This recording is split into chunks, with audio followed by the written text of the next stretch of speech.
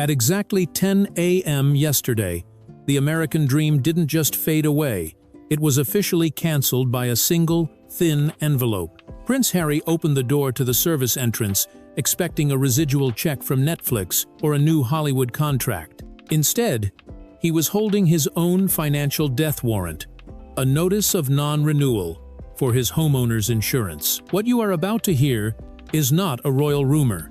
It is a real estate catastrophe. In the wildfire-prone hills of California, when that insurance letter arrives, it triggers a terrifying legal mechanism known as the kill switch, buried deep in Harry's $9.5 million mortgage. It's called the default clause, and it gives the bank the power to foreclose on the mansion immediately, even if Harry hasn't missed a single monthly payment. Panic has set in at Riven Rock. Harry is now fighting a war on three fronts: a lender demanding coverage that no longer exists, a godfather who has closed his checkbook, and a brother who predicted this exact collapse years ago. Prince William warned him that the white elephant would destroy him. And today, that warning has become reality. Do not click away, because in the next few minutes, we are opening the Duchy Audit, the secret financial dossier that made Prince William say no to a $36 million bailout. We will expose the pocket listing they are using to sell the house in the shadows, and the brutal four-word ultimatum William delivered to end the chaos. The eviction notice has been served. The question is, where will they go? To understand why a simple letter caused panic at the Riven Rock estate, we have to stop looking at the tabloids and start looking at the fine print of a jumbo mortgage. We call this chapter the kill switch clause. And for anyone watching who owns property, this is the nightmare scenario you pray never happens. Harry and Meghan's $14.65 million mansion isn't fully theirs. It is anchored by a reported $9.5 million mortgage. And buried deep within the dense legal text of that contract is a provision known as the default clause. Prince William reportedly warned Harry about this years ago, but the warning was ignored. Here is the reality. Because the bank legally owns the majority of that house, they view it not as a home, but as collateral, and they require that asset to be fully insured 24/7. The moment that insurance policy lapses even for a single hour, the loan is technically considered in default. This is the terrifying part that catches so many homeowners off guard. The bank does not have to wait for you to miss a monthly payment. You can be up to date on every single check. But without insurance, the lender has the legal right to foreclose immediately to protect their collateral. They can seize the property to stop it from burning down as an uninsured loss. And in today's market, this isn't a theoretical risk. Insurers like State Farm and Allstate are fleeing the state of California, leaving mansions in wildfire zones uninsurable. For Harry, this letter was a financial death sentence. He was suddenly fighting a war on three fronts: a lender demanding coverage, a godfather demanding repayment, and a property market that had turned its back on him. So, what happens next? When a homeowner loses coverage, the bank triggers a mechanism called force-placed insurance. This isn't the standard insurance you buy. It is an emergency policy purchased by the bank for the bank, but billed to you. And the cost is astronomical. To secure a new force-placed policy for a $14 million estate with high fire risk, Harry requires massive upfront liquidity, hundreds of thousands of dollars in cash that he simply does not have right now. He isn't just looking for a broker, he is looking for a miracle. And when he picked up the phone to call London for a bridge loan, hoping the Bank of Pa or the Bank of Wills would cover the premium, he didn't get sympathy. He got a forensic audit. When Harry made the desperate call to London, begging for a bridge loan to cover the insurance premium, he was expecting a brother. But the man who answered the phone was the new Duke of Cornwall, a man who now manages a billion-dollar property portfolio. Prince William didn't offer sympathy. He offered a brutal assessment. According to palace insiders, William opened a file on his screen known as the Duchy Audit, and as he scrolled through the details of Harry's life, he began to list exactly why the Riven Rock estate was never an asset, but a trap. William reportedly used a legendary real estate term to describe Harry's home: A white elephant. For those unfamiliar with the term, a white elephant is a gift or possession that is so massive and expensive to maintain that it eventually destroys the owner's wealth. William pointed out the dark history of the estate. Before Harry held the keys, the house belonged to Sergei Grishин, a Russian oligarch with a terrifying reputation. Real estate insiders in Santa Barbara had whispered for years that the place was cursed with stagnant energy. But William knows the real curse isn't supernatural. It is structural. He dissected the property details with the cold precision of a forensic accountant. The estate has 9 bedrooms and unbelievably 16 bathrooms. To a prince raised in efficiency, this is madness. William reportedly asked the question that no one in Harry's circle dared to ask. Why do 2 people need 16 toilets? In the eyes of a property manager, 16 bathrooms doesn't mean luxury. It means 16 potential leaks, 16 sets of plumbing that need constant surveillance, and 16 points of failure. A house of this size is a living, breathing beast that needs to be fed cash daily just to keep the pipes running. And then, there is the water. William, a dedicated environmentalist, was reportedly appalled by the landscaping costs. In a drought-prone state like California, keeping 7 acres of lush, English-style gardens green is not just environmentally controversial, it is financial suicide.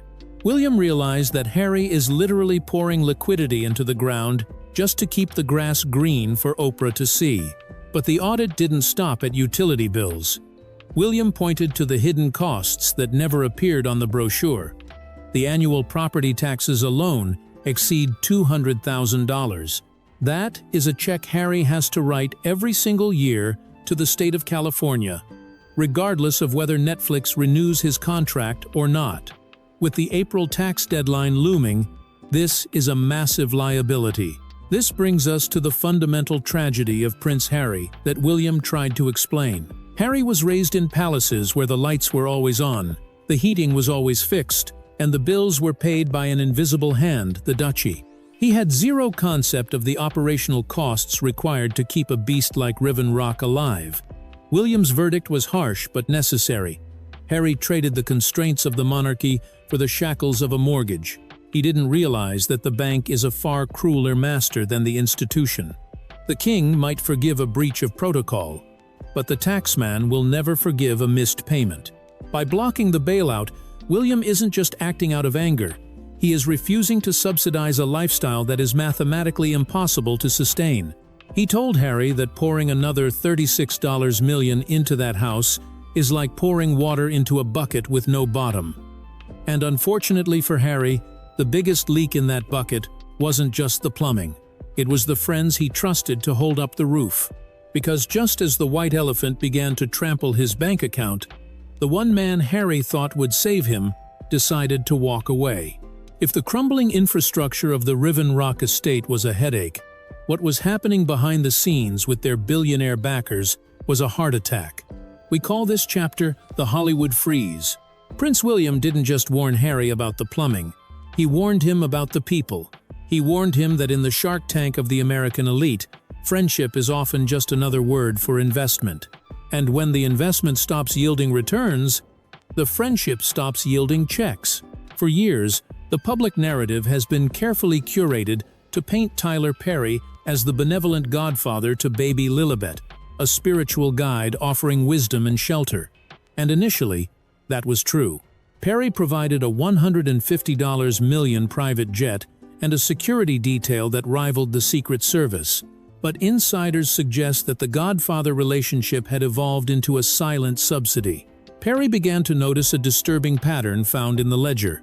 While he was allegedly covering the boring but essential bills like the massive cost of 24/7 security, Harry and Meghan were reportedly spending their own liquidity on optics, private flights, couture wardrobes, and PR firms. They were living the lifestyle of billionaires on a millionaire's budget, with Perry filling the gap. The evidence of this fallout is now visible to anyone driving past the gates of Riven Rock. For the first 2 years, the perimeter was patrolled by what looked like a paramilitary force, former SAS officers and top-tier agents. But recently, Those elite guards have vanished. They have been replaced by local security firms, competent, yes, but significantly cheaper. This security downgrade is the most telling sign of the financial freeze. Perry didn't just pull his team, he sent a message. When Harry allegedly tried to play the family card to extend the support, he hit a stone wall. Perry effectively closed the bank of the Godfather. Before we reveal the second devastating blow from Netflix, I want to take a brief moment to connect with our global community. In times of economic uncertainty, looking after one another is more important than ever. I sincerely hope you and your loved ones are safe, happy, and in good health today. I am fascinated to know how far our investigation is reaching. Are you watching from the busy streets of New York, the quiet countryside of the UK, or perhaps somewhere in Australia or Canada? Please, formally state your city and country in the comments below. It is a privilege to have you with us. Now, back to the crisis. Just as The Godfather walked away, the second pillar of their financial temple, Netflix, decided it was time to collect their debt. If Riven Rock is the white elephant, then Netflix was supposed to be the endless river of cash keeping it alive. But Prince William knows something about rivers. Eventually they run dry. Harry and Meghan reportedly operated under a fatal misunderstanding of how Hollywood actually works. They believed the $100 million headline was a signing bonus, a reward simply for being who they are. But in the brutal boardrooms of Los Gatos, there are no gifts. There are only recoupable advances. When Netflix handed over that initial tranche of millions, it was an advance against future content. But aside from the initial docuseries, the pipeline has been empty. High-profile projects like Pearl Meghan's animated series were quietly axed before they even saw the light of day. This lack of productivity triggered a specific line in the contract known as the clawback clause. Sources indicate that Netflix is arguing a breach of deliverables and is demanding a refund estimated at $20 million. Essentially, they are saying, "We paid you to produce. You didn't. We want our advance back." For a couple whose liquidity is already being swallowed by a $14 million mansion and a lapsed insurance policy, this is a catastrophe. Harry was likely banking on the next Netflix installment to pay the mortgage and the $200,000 annual property tax bill. Now, instead of a check, he is facing a potential lawsuit. He is fighting a war on two fronts: a lender demanding coverage for the house and a media giant demanding repayment for the work. He thought his biggest enemy was the British tabloids. He was wrong. His enemy is the actuarial table. And just when they thought the humiliation couldn't get worse, a powerful voice from Spotify stepped forward to give this financial disaster a name that would stick to them forever. But it wasn't the debt that made Prince William furious. It was the insult. If the insurance letter was the financial nail in the coffin, the final reputational blow came from a podcast studio in Los Angeles. We call this chapter The Grifter Stigma. And to understand why Williams slammed the door on the bailout, you have to understand the specific word that turned the royal family's blood cold. The turning point, the moment the Whisper Network turned into a public shout, came from Bill Simmons, a top executive at Spotify. When the couple's multi-million-dollar deal with that streaming giant collapsed, Simmons didn't issue a polite corporate press release, wishing them future endeavors. He took to his own podcast and delivered the insult that has now become their defining label. He famously raged, "The Fing Grifters. That's the podcast we should have launched with them." Asterisk. Stop and think about the weight of that word, grifter. In the American lexicon, a grifter isn't just someone who failed. A grifter is a con artist, a swindler, someone who takes the money and runs without delivering the goods. For Prince William, the future king, hearing the brother of the monarch labeled a grifter by a titan of the American media industry was a humiliation that the crown could not tolerate. It stripped away the last layers of varnish from the Sussex brand. They were no longer viewed as the brave couple escaping a toxic monarchy in search of freedom. Overnight, the narrative shifted. They were viewed as an entitled duo living beyond their means on other people's money. This grifter label is what hardened William's heart during the emergency summit. According to sources, Harry reportedly pleaded with William, arguing that a public lawsuit with Netflix over the $20 million clawback would be a disaster for the royal family's image. He essentially tried to leverage the potential scandal to get a check. He asked William to use the Duchy of Cornwall's vast funds to settle the Netflix debt quietly, a private loan to make the problem go away before it reached a courtroom. Harry viewed the duchy as a family piggy bank, a safety net designed to catch royals when they fall. But William's response was reportedly icy. As the new Duke of Cornwall, William views his role not as a brother, but as a custodian. He refused to let the duchy, a historic fund dedicated to public works, environmental stewardship, and the heritage of the land, be used to pay for failed cartoons and Hollywood breach of contract fines. William reportedly told Harry a truth that stung worse than any tabloid headline: "The duchy is for the people, not for your producers." This refusal was the moment the Bank of Wills officially closed.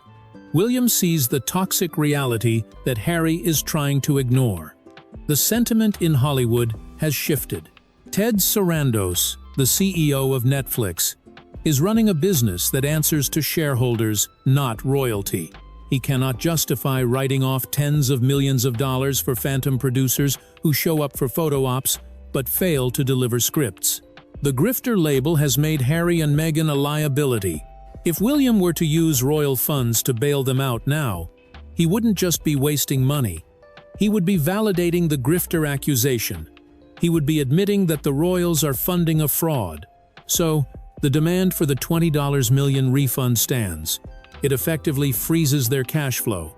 And without that cash flow, the white elephant in Montecito goes from being a burden to being a foreclosure risk. Harry is now fighting a war on two fronts: a lender demanding coverage for the house, and a media giant demanding repayment for the work. William has made his position clear. The Bank of Pa is closed. The Bank of Wills is closed. And with no money coming in and creditors banging on the door, William delivered the final, crushing piece of advice that serves as the climax of our investigation. He didn't offer a check. He offered a directive, one that would end the American dream immediately and force them into the shadows. The emergency summit did not end with a bank transfer. It ended with a directive. Prince William, having reviewed the Duchy Audit and the terrifying reality of the default clause, reportedly delivered the 4 words that Harry has been dreading since he left London: sell the house. William made his position crystal clear. There will be no $36 million bailout. There will be no secret loan from the duchy. He told Harry that the solution isn't to pour more water into the bucket. The solution is to get rid of the bucket entirely. William is effectively forcing Harry to accept the one thing he has been running from: downsizing. But here is the catch that makes this situation a true thriller. They cannot just put a "for sale" sign on the lawn. William knows, and Harry knows, that if a standard real estate sign appeared at the gates of Riven Rock, the global press would smell blood. It would be a public admission of defeat, confirming to the world that the financial independence narrative has officially collapsed. So, acting on what insiders believe, is William's advice to liquidate quietly. The Sussexes have chosen the shadows.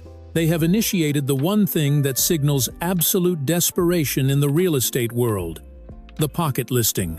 For those outside the real estate game, a pocket listing is when a property is sold off-market, with no public online listing and no open houses. Usually, this is done for privacy. But in this case, real estate insiders call it the equivalent of a distress flare. They are trying to outrun the sheriff. They need to liquidate the asset before the Netflix lawsuit hits and before the bank can foreclose. But the most humiliating part of William's verdict isn't that they have to sell. It is who they have to sell to. William reportedly pointed out that they cannot sell to their A-list friends in Montecito. Why? Because in Montecito, they have become untouchable, and not in a good way. As the financial walls closed in around Riven Rock, a far colder front was moving in from Los Angeles. the Hollywood freeze-out. According to industry insiders, the atmosphere shifted dramatically following a crisis meeting at the headquarters of WME, the powerhouse agency representing Meghan. The message delivered to the couple was reportedly stark. You are becoming radioactive. Tinseltown runs on success. It forgives scandals, but it does not forgive failure. As news of the Tyler Perry debt and the Netflix clawback spread, the phone lines at the Montecito mansion began to go silent. The A-list wasn't just ignoring them. They were actively running away to avoid the fallout. This social isolation is visible at the exclusive San Vicente Bungalows, a private club where deals are made in hushed tones. Harry and Meghan, once the guests of honor, are now reportedly the people you avoid eye contact with. Why? Because everyone in that room knows about the mortgage. Everyone knows about the Tyler Perry ultimatum. And no one wants to be the next friend asked for a bridge loan. In a town where image is currency, debt is a contagious disease. The invitations to the galas are drying up, not because people hate them, but because people fear the stench of failure. So, William's verdict stands. They cannot turn to their neighbors. They have to sell it to a stranger, a faceless entity that sees the white elephant merely as a line item on a spreadsheet. The mansion is allegedly being quietly shopped to foreign investors and syndicates buyers from overseas who have liquid cash and don't care about Hollywood gossip. And the reality is setting in. The trucks are not coming to bring new furniture. They are coming to take it away. The pocket listing is their last desperate attempt to exit with dignity before the public foreclosure notices are stapled to the gate. As the sun sets over the Pacific, we are left with a haunting image. Prince Harry standing on that balcony, looking out at the view that was supposed to represent his freedom. But down below, the moving truck is idling. Prince William's refusal to grant the $36 million bailout teaches us a profound and brutal truth about independence. We often confuse lifestyle with life. Harry and Meghan chased the private jets and the mansions, believing these things defined their success. But they forgot the golden rule. You are only as free as your bank account allows you to be. True freedom isn't about escaping a monarchy only to enslave yourself to a mortgage and a billionaire's patience. This is a tragedy of Shakespearean proportions. A story of Icarus flying too close to the Hollywood sun, fueled by debt and defiance. The irony is crushing. They wanted to prove they didn't need the crown, but in the end, they proved exactly why they did. The crown provided a safety net. The real world only provides an eviction notice. William didn't burn the bridge out of malice. He burned it to stop them from running back into a burning building. He knows that sometimes, the only way to save someone is to let them fall. Now, the final verdict belongs to you. Was Prince William right to block the bailout and force them to sell the house? Or is this a cruel abandonment of a brother in need? Vote your verdict in the comments. Type Team William if you support his tough love approach. Type Team Harry if you think a brother should always help, no matter the cost. If you believe that financial accountability comes for us all, even princes, please hit that like button. It helps us share these hard truths. And make sure to subscribe to Legacy's Edge and turn on notifications. Because when that moving truck finally pulls away from the Montecito gates, you will want to be here to see where it goes. The experiment is over. See you in the next episode.